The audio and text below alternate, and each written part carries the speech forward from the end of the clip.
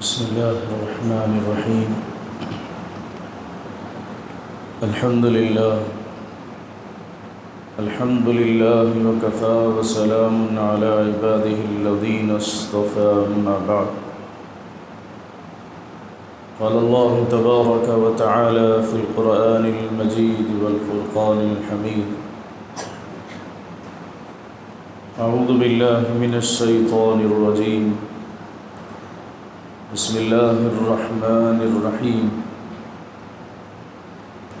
فاذكروني أذكركم واشكروا لي ولا تكفرون.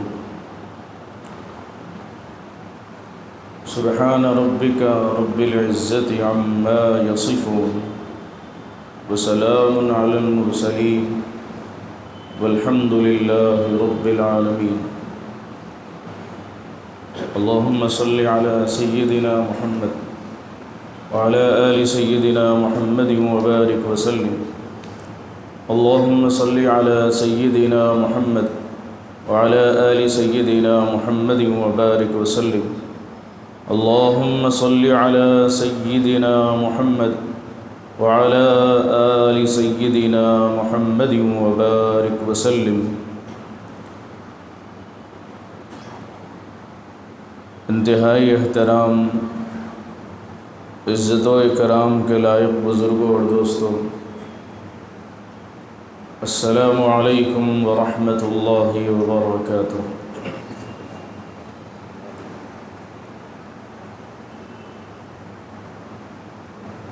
جو آیت کریمہ اس وقت تلاوت کی گئی ہے، اللہ تعالیٰ اس میں ارشاد فرماتے ہیں کہ تم مجھے یاد کرو، میں تمہیں یاد کروں گا۔ انسان اللہ تعالیٰ کو کس طرح یاد کرے؟ زبان سے بھی اور دل سے بھی یاد کرے۔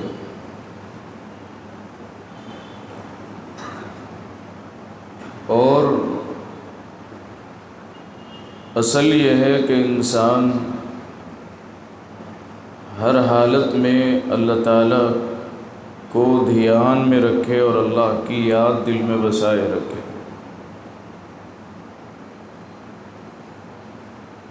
اللہ تعالیٰ یوں ارشاد فرماتے ہیں کہ تم خوشی میں مجھے یاد رکھو، میں تمہیں غم میں یاد رکھوں گا۔ تم مجھے اچھی حالت میں یاد رکھو، میں تمہیں تمہاری بری حالت میں اکیلا نہیں چھوڑوں گا۔ تم مجھے انتہائی مصیبت زدہ ہونے کی حالت میں اگر تم رہو گے تو میں تمہیں یاد رکھوں گا، اس مصیبت کا حل نکالوں گا۔ یہ اللہ کو یاد رکھنا ہوا ہے کہ کوئی حالت ایسی نہ ہو کہ جو غفلت میں ڈالنے والی ہو اور انسان اللہ سے غافل ہو جائے، اس حال میں نہ ہو جاؤ۔ وَلَا تَكُن مِّنَ الْغَافِلِينَ، اللہ کو بھول کر زندگی گزارنے والوں میں سے نہ ہو جاؤ۔ ساری دنیا کو انسان چھوڑ سکتا ہے لیکن اللہ کے بغیر انسان زندگی نہیں گزار سکتا۔ اللہ تعالیٰ ساری دنیا کے بغیر رہ سکتے ہیں لیکن دنیا کا کوئی ذرہ اور کوئی تنکا اللہ کے بغیر نہیں رہ سکتا۔ کوئی حالت انسان کی ایسی نہ ہو جس میں وہ اللہ کو یاد نہ کر رہا ہو۔ صحت کے زمانے میں اللہ کو یاد کرے، اللہ بیماری کے زمانے میں یاد رکھیں گے۔ دنیا میں انسان اللہ کو یاد کرے، اللہ قبر کی تاریکی میں اسے یاد رکھیں گے۔ انسان دنیا کی رنگ رلیوں کے باوجود، رنگینیوں کے باوجود اور یہاں کی خوشنما مناظر دیکھنے کے باوجود بھی اللہ سے غافل نہیں ہوگا۔ کل آخرت میں جب نفس نفسی کا عالم ہوگا اللہ انسان کو یاد رکھیں گے، نہیں بھولیں گے۔ قرآن یہی کہتا ہے فاذکرونی، مجھے یاد رکھو میں تمہیں یاد رکھوں گا۔ اور اللہ تعالیٰ جو ساری کائنات کے رب ہے وہ ہمیں یاد کریں، کتنی بڑی بات ہے۔ پھر آگے فرمایا واشکروا لی ولا تکفرون، اور میرا شکر ادا کرو، ناشکری نہ کیا کرو۔ کتنی نعمتیں اللہ تعالیٰ نے ایک انسان کو عطا فرمائی ہے، اس کا اندازہ نہیں کر سکتا۔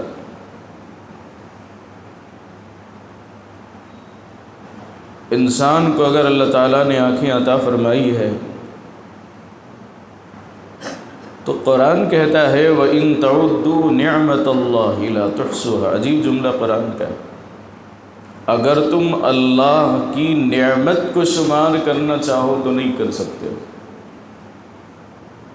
نعمتوں کا لفظ نہیں ہے، ایک ہی نعمت کا لفظ ہے۔ اللہ کی ایک نعمت کو گننا چاہو تو گن نہیں سکتے ہو۔ بظاہر تو ہم گن سکتے ہیں کہ ایک نعمت کو ایک کہیں گے، لیکن اس کی گہرائی میں معنی اور مطلب یہ ہے کہ اگر ایک نعمت سے انسان کتنی دفعہ فائدہ اٹھایا ہے اس کو گننا چاہے تو گن نہیں سکتا۔ آنکھ سے انسان دیکھتا ہے، کتنی دفعہ دیکھا ہوگا زندگی میں، کتنی مرتبہ انسان نے آنکھ سے فائدہ اٹھایا ہوگا، کوئی گن سکتا ہے؟ نہیں گنے گا۔ زبان سے انسان کتنا فائدہ اٹھایا ہوگا اور اٹھا رہا ہے، کوئی گننا چاہے تو گن نہیں سکتا ہے۔ ایک نعمت سے کتنا اس نے فائدہ اٹھایا، بندہ اس کو گن ہی نہیں سکتا ہے، شمار نہیں کر سکتا۔ ہمارا وجود کتنا اللہ کی نعمتوں سے بھرا ہوا ہے۔ آنکھیں نہ دیتے تو اندھے ہوتے، کتنوں کا سہارا لینا پڑتا، ہر قدم پہ لاٹھی کا سہارا، کسی انسان کا سہارا، کبھی اس سے ٹکرایا کبھی اس سے ٹکرایا، عجیب زندگی اجیرن ہو جاتی تھی۔ اللہ نے تو صحیح وسالم آنکھیں دی ہے، باوجود ہمارے ہزاروں دفعہ آنکھ سے گناہ کرنے کے اللہ نے چھین نہیں لی ہے۔ اللہ کو پورا اختیار تھا۔ جب ہماری نگاہیں غلط دیکھ رہی تھی، جب تنہائی میں بیٹھ کر اللہ کی ہم نافرمانی کر رہے تھے، جب پوری دنیا کے دروازے بند کر کے اللہ کی نافرمانی آنکھوں سے کر رہے تھے، اللہ کو پورا اختیار تھا کہ اللہ ہماری بینائی کو چھین لیتے۔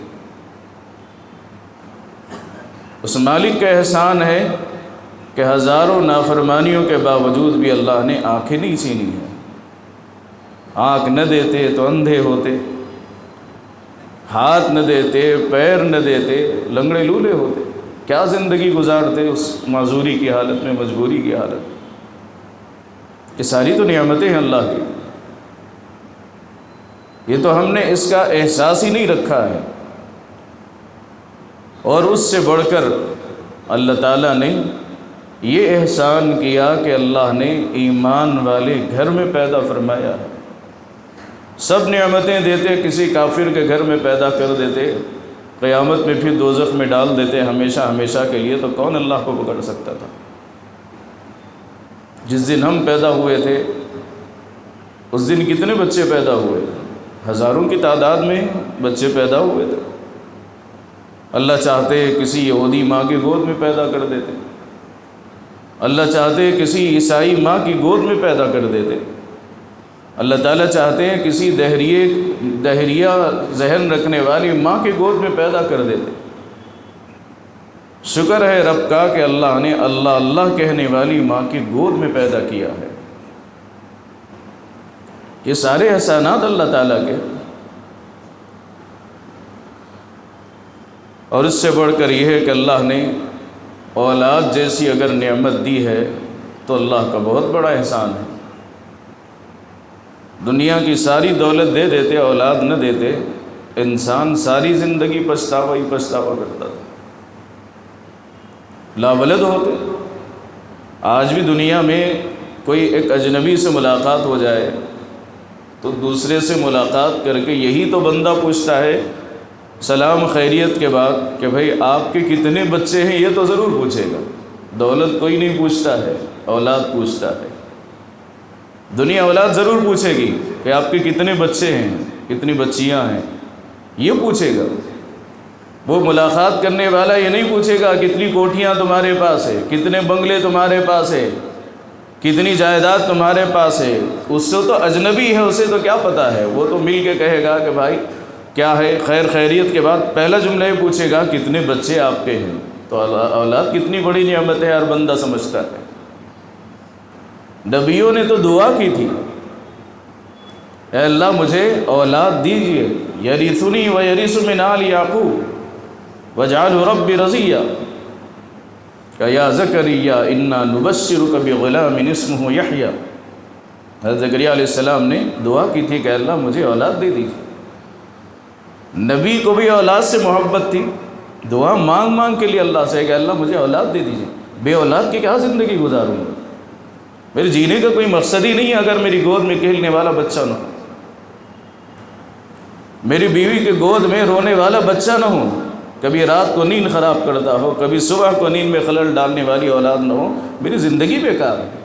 ایسی زندگی جی کے بھی کیا فائدہ ہے جس میں اولاد جیسی نعمت اللہ نے اگر نہ دے تو کیا بڑی نعمت اللہ نے دی ہے۔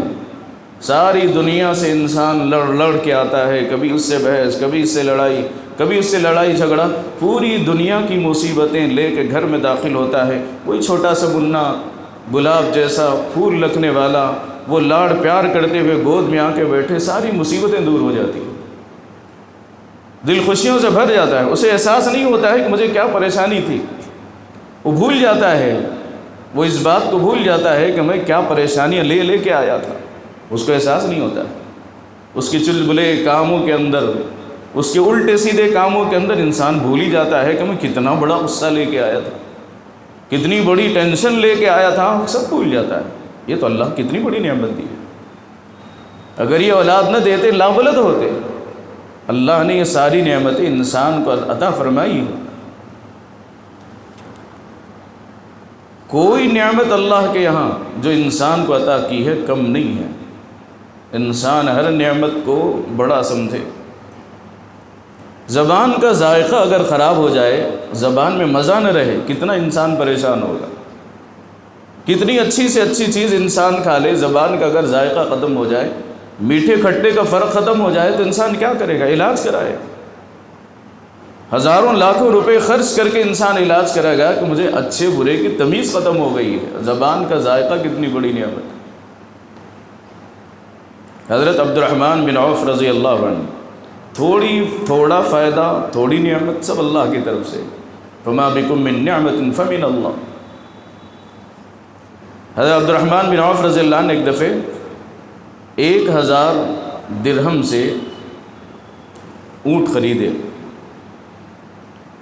اور اونٹ خریدنے کے بعد ان کے ذہن میں یہ تھا کہ میں دوسری جگہ جا کے اس کو بیچ دوں گا تو اس سے فائدہ اور زیادہ آئے گا۔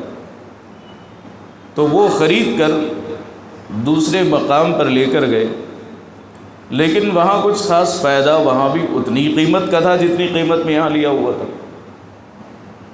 تو انہوں نے دیکھا کہ چلو اللہ کی مرضی ہے، وہ جتنی قیمت پہ لائے تھے اتنی قیمت پہ بیچ دیا اونٹوں کو۔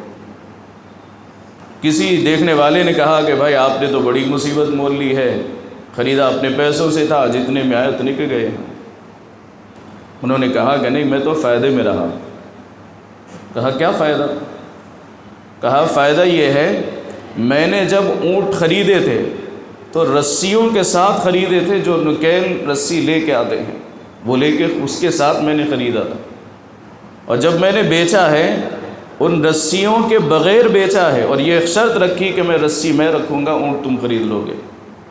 جو قیمت میں مجھے اونٹ وہاں ملا تھا اسی قیمت میں بیچ دیا، اور 1 درہم کی 1 رسی آئی۔ اگر 1000 اونٹ میں نے بھیجے تو 1000 رسیاں، تو 1000 درہم تو مجھے یوں ہی مل گئے۔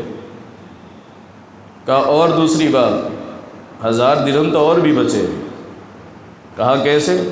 وہ اس طرح کہ اگر کل کا انتظار کرتا تو رات بھر اور کل صبح تک اس کو ان اونٹوں کو کھلانا پلانا پڑتا جس میں 1000 درہم پھر سے خرچ ہوتے تھے، وہ بھی میرے بچے ہیں۔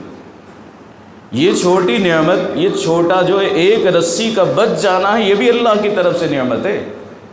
کہ بہت بڑا فائدہ ہی انسان دیکھتا بیٹھے کہ بہت بڑا فائدہ ہو جائے تو ہی اللہ کی نعمت ہے، یہ غلط ہے۔ نقصان نہ ہو جانا بھی اللہ کی نعمت ہے۔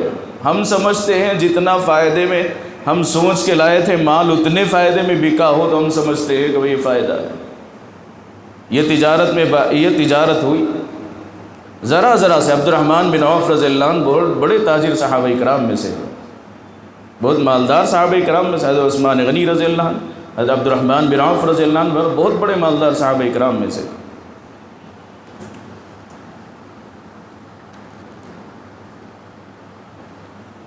قرآن مجید نے بنی اسرائیل کو جو نعمتیں دی ہے اس کا تذکرہ کرتے ہوئے کہا وَجَعَلَكُمْ مُلُوكًا، کہ اللہ کی نعمتوں کو یاد رکھو اے بنی اسرائیل، کہ اللہ نے تمہارے خاندان میں ہزاروں نبیوں کو بھیجا ہے اور ہم نے تم کو بادشاہ بنایا ہے۔ وَجَعَلَكُمْ مُلُوكًا، ہم نے تم کو بادشاہ بنایا ہے۔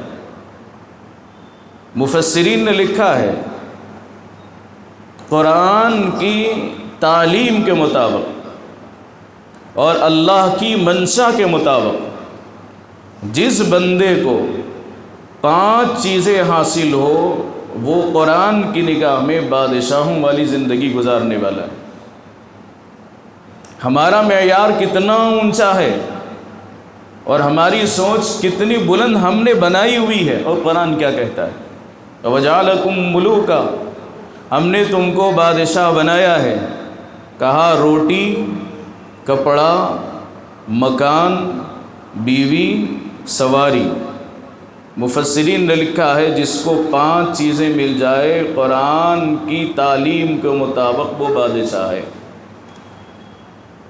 کون بندہ ایسا ہے کہ جو آج بادشاہوں والی زندگی نہیں گزار رہا ہے؟ کیا یہ نعمتیں انسان کو ملی ہوئی نہیں ہیں؟ بڑی آسانی کے ساتھ اللہ تعالیٰ نے عطا فرمائی ہے۔ روٹی کا تو سوال ہی نہیں، کپڑے کا تو سوال ہی نہیں، مکان کا تو سوال ہی نہیں ہے۔ سواریاں بھی کتنی خوشنما ہیں اور دل کو لبھانے والی بیوی بھی اللہ نے عطا فرمائی ہے۔ قرآن وَجَعَلَكُمْ مُلُوكًا کہتا ہے اللہ نے تم کو بادشاہ بنایا۔ اگر یہ 5 نعمتیں تم کو ملی ہے، اس روح سے اگر دیکھا جائے تو کون سا غریب بندہ ہے؟ کون اللہ تعالیٰ کے سامنے شکوہ کر سکتا ہے کہ اللہ نے آپ نے مجھے اتنی خستہ حالت میں رکھا ہوا ہے؟ وہ معیار نہیں ہے جو ہمارے ذہنوں میں ہے۔ ہم سمجھتے ہیں ہمارے ذہن کے مطابق ہر ایک کے سامنے ایک ٹارگٹ رکھا ہوا ہے، فلاں جگہ تک پہنچنا ہے، اس معیار تک پہنچنا ہے، وہ چیز خریدنے تک مجھے کمانا ہے۔ یہ معیارات ہیں، ترجیحات ہیں۔ لیکن قرآن یوں نہیں کہتا ہے۔ یہ 5 نعمتیں ملی ہے، اللہ کا شکر ادا کرو کہ اللہ نے تمہیں بادشاہوں والی زندگی عطا کی ہے۔ کہا کسی نعمت کو ضائع نہ کرنا۔ دسترخوان پر گرے ہوئے چھوٹے چھوٹے ٹکڑے، روایت میں آتا ہے چھوٹے چھوٹے ٹکڑے یا کھانے کے دانے اگر گنے ہوئے اٹھا کے کھا لے گا تو اللہ رزق میں اضافہ فرما دیتے۔ اللہ کے یہاں کمی نہیں ہے۔ انسان اپنی ضرورت کا اظہار کرے، انسان اپنے حاجت مندی کا اظہار کرے کہ اللہ میں آپ کا محتاج ہوں، اور اے اللہ میں آپ کے ایک ایک دانے کا محتاج ہوں، اس لیے کہ میں دنیا کی ساری نعمتیں خرید سکتا ہوں، بنا نہیں سکتا ہوں۔ کتنا بڑا مالدار آدمی ہو، بڑا ارب پتی ہو، کھرب پتی ہو، بلینر ملینر کوئی بھی ہو، اللہ کی نعمت کو پیسوں سے خرید سکتا ہے لیکن بنا نہیں سکتا ہے۔ ایک دانہ چاول کا ایک دانہ، کوئی کروڑ پتی آدمی کنٹلوں سے چاول خرید سکتا ہے لیکن پیدا نہیں کر سکتا ہے ایک دانہ۔ نہیں، اللہ نے وہ اللہ تعالیٰ نے نہیں رکھا، وہ اللہ کی اپنی قدرت میں ہے۔ تو حقیقی دینے والی ذات تو اللہ کی ہوئی۔ وہ انسان زمین تو خرید سکتا ہے، لیکن اس زمین پر ایک پیڑ پودا اپنے کروڑوں روپے سے نہیں لگا سکتا ہے۔ جب تک کہ اللہ اس بیج کا ذریعہ نہ بنائے تب تک ایک پیڑ پودا نہیں لگا سکتا۔ کروڑوں کے باغات خرید سکتا ہے، لیکن ان باغات میں سے ایک چھوٹا سا گھاس کا تنکا بھی وہ اپنے پیسوں سے پیدا نہیں کر سکتا ہے، خرید ضرور سکتا ہے۔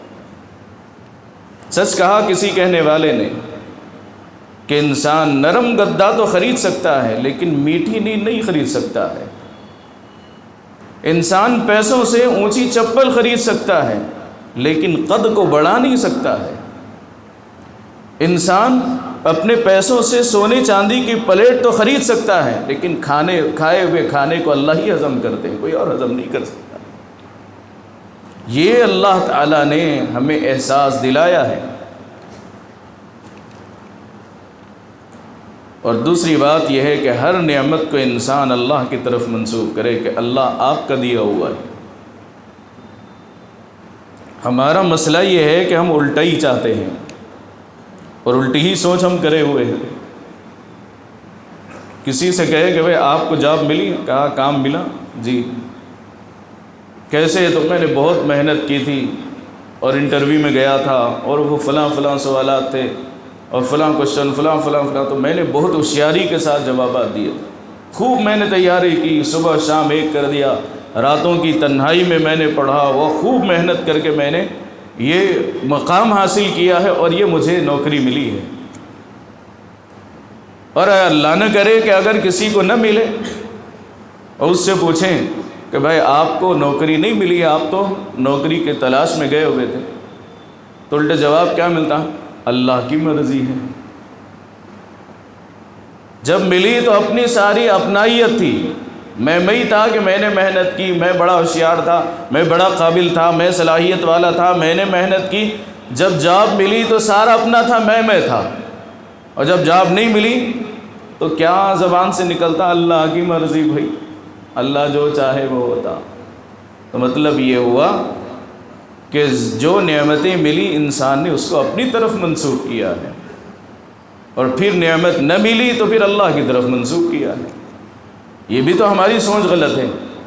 ہر نعمت اور ہر وہ حالت، اچھی حالت انسان کی اللہ ہی کی طرف سے لائی ہوئی ہے۔ انسان کو اس بات کا خیال رکھنے کی ضرورت ہے۔ اور اللہ تعالیٰ نعمتیں دیتے ہیں تو دھیرے دھیرے چھین بھی لیا کرتے۔ انسان بڑا بول نہ بولا کرے۔ چند دن ہر ایک کی حالت بہتر ہو سکتی ہے اور پھر وقت بدلتے ہوئے دیر نہیں لگتی۔ وَتِلْكَ الْأَيَّامُ نُدَاوِلُهَا بَيْنَ النَّاسِ، ہم دنوں کو، حالات کو انسانوں کے درمیان عدلتے بدلتے رہتے ہیں، اور ہر وقت انسان کی حالت میں تبدیلی پیدا ہوتی رہتی ہے۔ کل کا امیر آج کا فقیر ہو جائے گا، آج کا فقیر کل کا امیر ہو سکتا ہے۔ اللہ کے ہاتھ میں ہے، لیکن انسان بڑے بول سے اپنے آپ کو بچائے رکھے، اللہ ہر وقت اس کی حالت کو درست رکھیں گے۔ کتابوں میں لکھا ہے ایک آدمی بڑا مالدار تھا، اتنا مالدار تھا کہ اس کے زمین کے اندر اس کی جائیداد اتنی تھی کہ کئی اسٹیشن، ریلوے اسٹیشن تو اس کی جائیداد میں آتے تھے۔ اتنی بڑی، 1 کروڑ سے زیادہ زمینیں تھیں۔ پڑوسی ملک کا واقعہ، کئی اسٹیشن اگر اس کی زمین میں آ جائیں تو ارب پتی انسان ہو تو اس کے تو کیا کہنے۔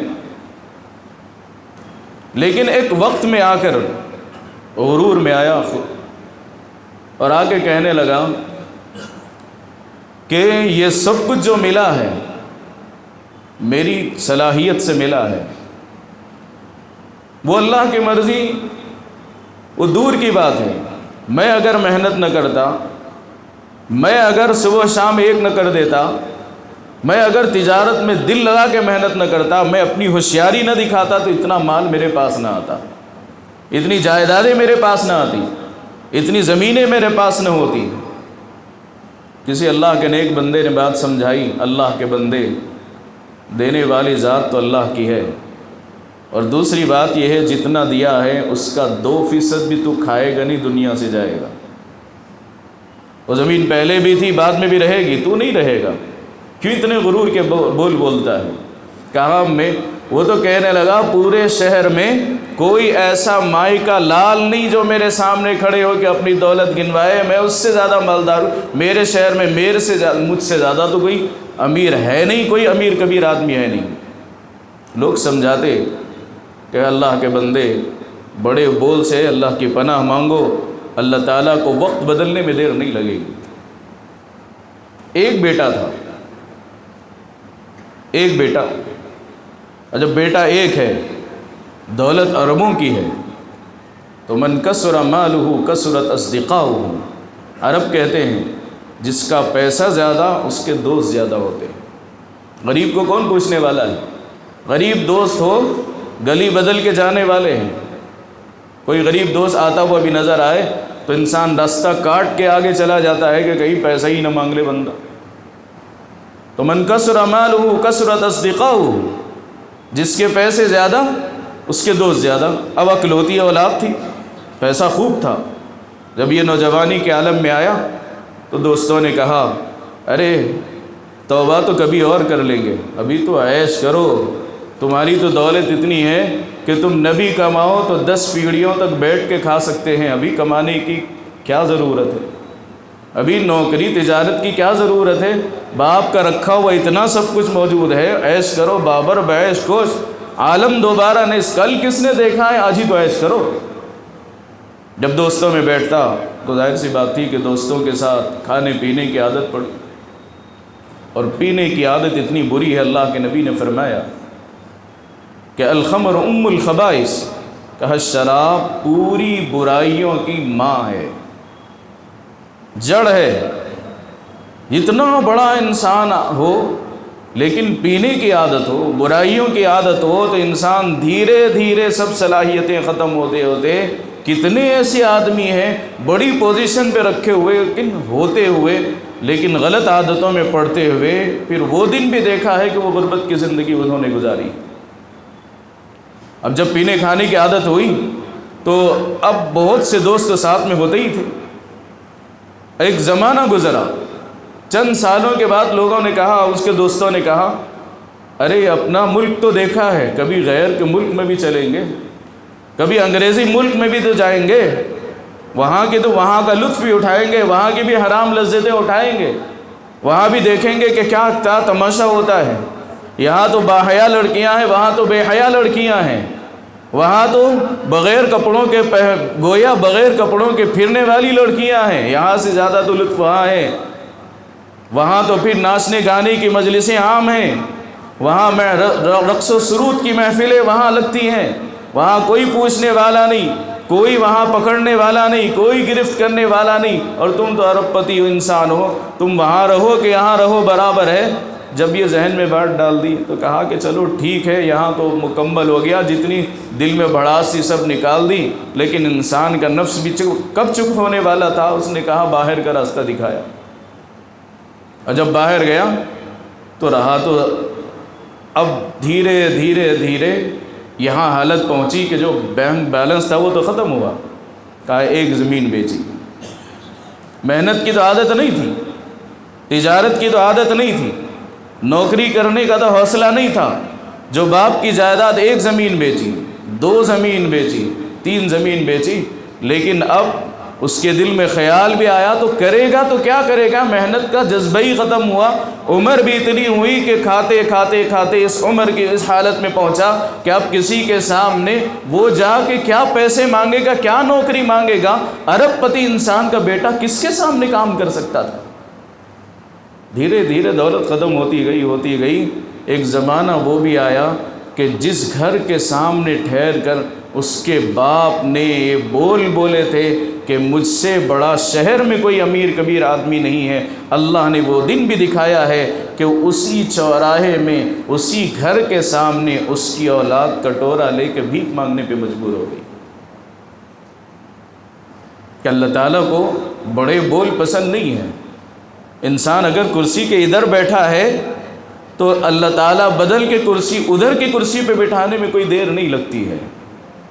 کوئی آیا ہوا انسان جو کسی مجبوری کو سنانے آیا ہے اس کرسی پہ بیٹھا ہے، اور مصیبت دور کرنے والا اگر اس کرسی پہ بیٹھا ہو، ان کرسیوں کے تبادلے میں اللہ کو کوئی دیر نہیں لگے گی، منٹوں میں اللہ تعالیٰ حالات بدل دیں گے۔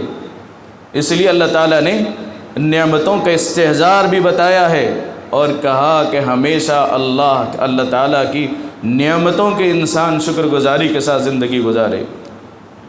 بہت سی نعمتیں اللہ تعالیٰ نے عطا فرمائی ہوں، اولاد کی نعمت ہو، بیوی کی نعمت ہو، تجارت کی نعمت ہو، کھانے کمانے کی نعمت، سب کچھ اللہ تعالیٰ نے عطا فرمایا ہو تو اللہ کا شکر ہے کہ میں صبح اٹھتا ہوں تو میں اپنے گھر کے بستر سے اٹھتا ہوں، کسی ہاسپٹل کے بستر سے نہیں اٹھتا ہوں۔ کسی کہنے والے نے اچھا کہا کہ سانس کی تنگی سے رزق کی تنگی بہتر ہے۔ سانس لینے میں اگر تکلیف ہو تو انسان برداشت نہیں کرے گا، روزی کی تنگی ہو تو برداشت کر سکتا ہے۔ کہا سانس کی تنگی سے رزق کی تنگی بہتر ہے، گھر کی چٹا اور دواخانے کے نرم گرم بستر سے گھر کی معمولی چٹائی بہتر ہے۔